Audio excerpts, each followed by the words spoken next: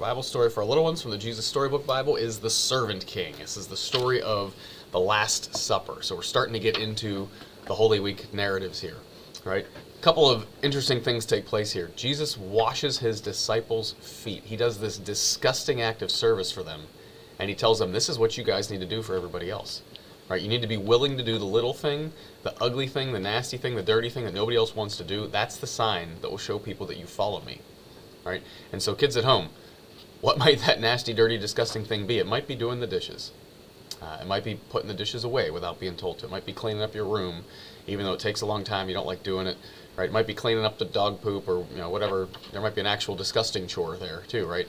But it's doing these things that you just don't want to do, that you'd really rather not do. That's what Jesus says. No, this is the sign of someone who follows me.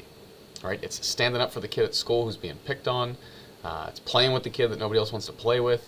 Right? All these things that there's something inside of us that doesn't want to do that because it's a little uncomfortable. And Jesus is saying, no, these are the best signs of love, the best signs that you follow me.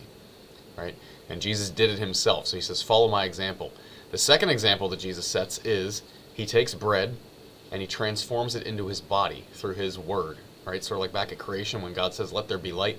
Light happens. It can't not. When Jesus takes bread in his hands and says, this is my body, it has to be. It cannot not be. And then he gives his apostles the ability to do that. And he says, you guys need to do this in remembrance of me. That's what happens at every single Mass.